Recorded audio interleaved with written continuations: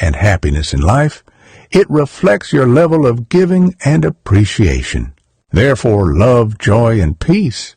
And you ask yourself, do you love what you're doing now and accept it? If not, things will end badly. Any condemnation, judgment, or anger is untrue because it comes from the ego. Anything that is not love comes from the devil and is his direct expression before us in the flesh. Notice how a person darkens and is overcome with rage, anger, and hatred? Then they have stepped into the absolute hell and are already there, although they are still with you. But if we don't follow this path of love, what happens? Everything will fall apart, and trouble, sickness, loss, and suffering will come. It is simple. This is the New Jerusalem. Acceptance, unconditional love without return. And get this, you go to war too, but who are you serving? Love needs no weapons. Love only gives and brings peace, and peace brings joy, and joy brings unity. And love means never to force and never to attack, no matter what, because you attack yourself. The person in front of you is you. We all share the same common holy soul. Always ask yourself, if there is love in what you do, what does war bring? What does your action bring? Satan forces by power. Divine will is when you don't do your own will. Jesus never forced anything. He never used any inner weapon, never raised his voice, never struck, never condemned, and never spoke evil of anyone. He never raised his voice at anyone. He never defended himself. He didn't need to. Just when you're not defending yourself, God is with you. When you speak words of encouragement, gratitude, and appreciation, He is with you. Why don't you want Him to be with you? Why? Ask yourself about everything. What are you doing? Would Jesus do it? And then you will know whether it will be successful or not, or if you'll be ashamed. If you meet things with peace, you will succeed. In His kingdom, there is only love. What is there to defend? A body, no riches, no reputation, no nothing. He needed no appreciation. He had nothing to defend. So why fight for the body? To be well. For ego? What are the means that keep the body healthy? Love of neighbor. When you love your neighbor by giving, you heal and are healthy. Why don't we want to be good in life and healthy? Because we don't want to love, no matter what. Your health and happiness in life reflect your level of dedication and appreciation, and all will go well. Love brings the most significant security. We are insecure and unfaithful because we don't love enough. You know, we get sick because we give too little. We get sick because we keep too much for ourselves, and the ego hardens, which is suffering. When you seek more of your food, you want to suffer more. You choose pain. We focus too much on man, life, desires, and sense of gratification. The Lord teaches you on earth to depend on Him alone. The Jews in the desert, there was nothing in the desert. They received manna. They ate what He gave them, and He told them to take only as much as they needed, and not more than they needed, lest it spoils, because it will produce worms. He would give more again, and He gave them more than they needed every day. But some were used to gather, to take more, and to breed worms. And He said to them, "Whatever I give you, nothing must be taken away or added." So what is the use of gathering? It will spoil, and you will lose it. Anything you take more than God said you need will spawn worms and be destroyed. Understand, it means hoarding more just for yourself. It's madness. Greed for life is a disease. He who puts life above everything will lose it, and never give too little. He says, as much as you need, and that's all, nothing more. And what do we do? And they all complained, as we do now, and asked God for meat. More meat? I mean plenty. That's what people want, to die early. So, something else. So material things, to satisfy. The fall from heaven is the fall of man. It's the exaggeration of man, putting self-interest first. But you also need luck, pause, to stop. And so he gave them the meat they asked for. But know that many will die. And God sent a wind, and whole flocks of quails came and ate so much meat that they choked on it and died of gluttony. Today man dies similarly, from greed for more and better. The flesh symbolizes sin, and they went on, those who were left.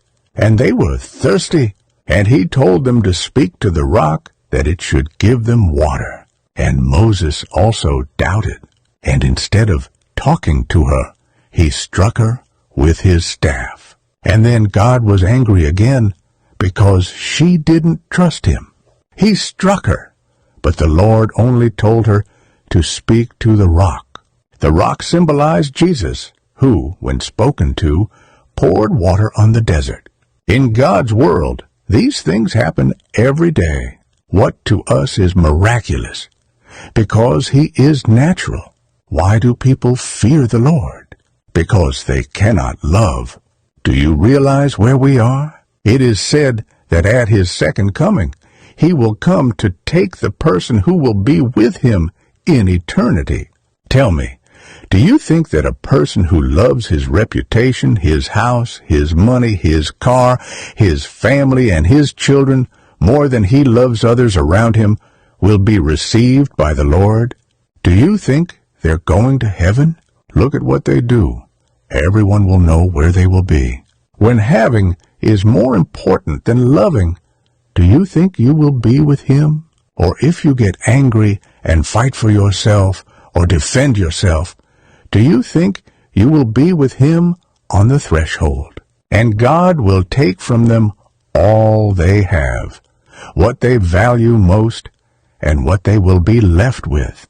You tell me, leave everything, not because they're no good, but what's wrong with them, how they are used, our attitude towards them, the fact that we cling to them so as not to lose them, shows that for us, the things of the world are idols. Idols, you see? A world of idols. And idolatry destroys the human soul. Giving comes from love and does not seek gain. Does it? Never, yes. But the good of the other. Humility elevates the other. Humility does nothing for itself more than it needs. Can you understand? She never wants anything more for herself, but everything for others. Seek the good of others, not yourself. Don't see yourself. Forget yourself. It doesn't matter. You are nothing like me. Yet, as a divine being, you are everything. What is the divine being? Your love. Where does that happen? It only happens to the one who doesn't love his life. You're not allowed to love your life, human, because you will lose your soul. Do you realize how easy it is in our modern age to lose our soul? How do we lose it? Put anything in this world first, and you've lost him. What about happiness? Can we be happy in this world? It only happens for the one who loves God more than his life. Only he who does not love his life loves God, and does nothing for their greater good. He who loves his life will not give and cannot love. They gather only for themselves and always lose what they gather. It's like the craftsman Manoel. Nothing will be left of him. He who loves life does not love God, because I can't. Jesus had nothing. Do you understand what he wants to teach us? To put above all love, which is God and meant for our neighbor. You live for others, not for yourself. You didn't come here on earth for yourself. You are an ordinary being. You live for their happiness, not for yourself. You don't have to do anything more for yourself, but everything for others. Just as our cells or organs do, they give more than they take. They give their life for everything. Jesus had nothing. He had only love. See, love replaces everything. So you take God and give him to your neighbor, not to yourself. You understand? You don't have to want anything for yourself because you are us. And if you don't give love to your neighbor and keep it only for yourself and keep it in the bank, then you make yourself your own God and immediately fall into the deepest darkness. When love comes to you and you give it to your neighbor, then you will live. Can we do these things without Jesus, without love? It is impossible. For man, it is almost impossible to get out of the mess of ego. Man cannot put another's life above his own, even if we are the first part of a whole. What does it mean to love? To put your neighbor's life above your own. First, we must serve the whole, that is, others, and ultimately, ourselves. We must always be last. But without love, we sin. He who does not love his life gains life.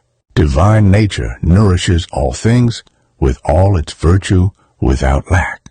The Tao thus shows its boundless goodness, allowing all forms of existence to grow and develop through nature to express its unlimited purpose as destined for heaven. But sometimes, nature seems indifferent to all beings. Similarly, a wise person may seem careless and inattentive to the world he impartially observes. The space between heaven and earth is like a bellows, because it is empty. But it certainly offers the possibility of being filled. If this emptiness grows, it brings more power. Many words are useless. Focusing on the essence that moves the world is better and more valuable. What protects the ego? Death. It doesn't want to die.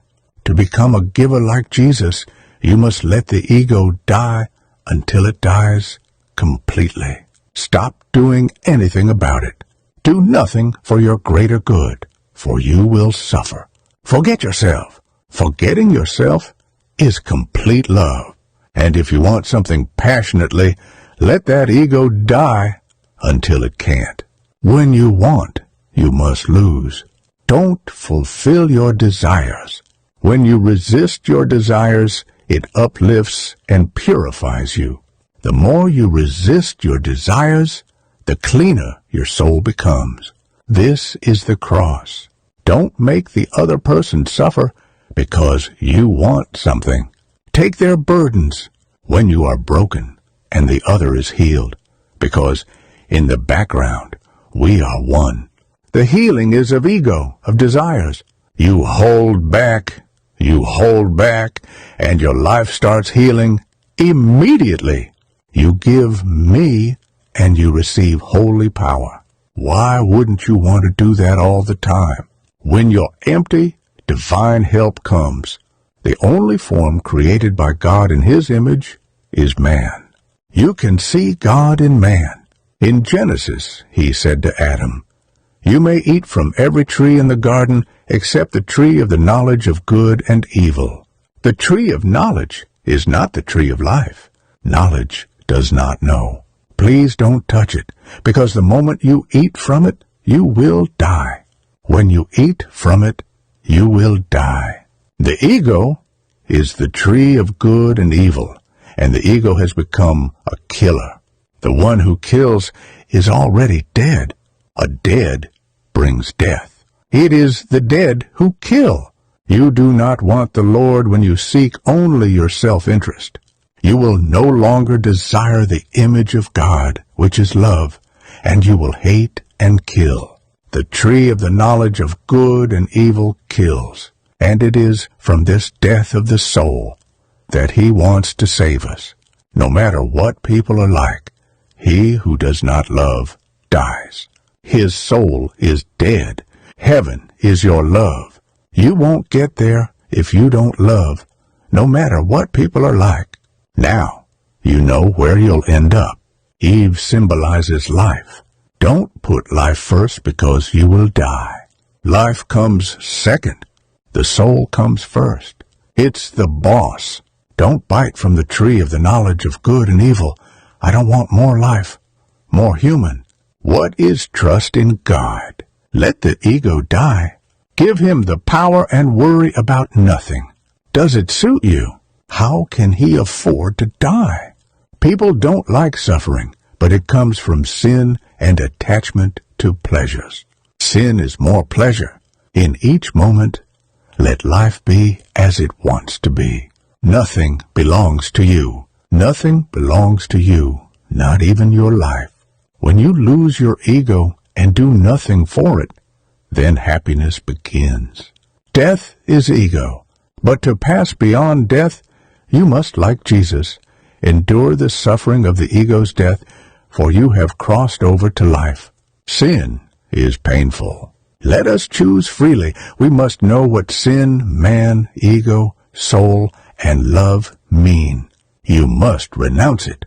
Why did he allow Satan to do so much evil? Why didn't he kill him? He is not a murderer. He cannot kill. Those who will eat from the tree of good and evil, those who will assume ego and pursue only self-interest, will die sooner. Did he say that if you eat, you will die? No. Ego and self-interest for more are the killers of God. Jesus could have stopped those who tormented him. But why didn't he do that?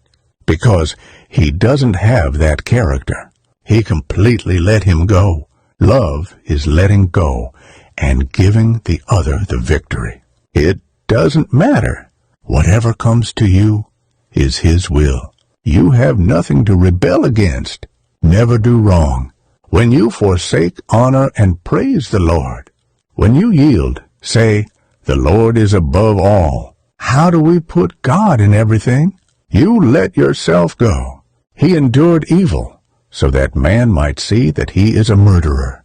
God gave himself entirely into our hands. Do you understand what it means to be unresponsive? In every moment, be the same. Totally without any reaction, that is to be continuously in the divine. He gave himself to help us and to show that we cannot be saved without him. Without sacrifice, without love, you do nothing. And without his sacrifice, man cannot be saved. Understanding that he alone is only a murderer, then God brings him back to life. Just understand, and your restoration will begin. We cannot live alone apart from him. We cannot. He does not kill, and he does not rage. Be like him. If you do not let me be your God, you will kill. If you let me be your God, you will be blessed, and you will not make a graven image, and you will not speak evil of those whom I have created.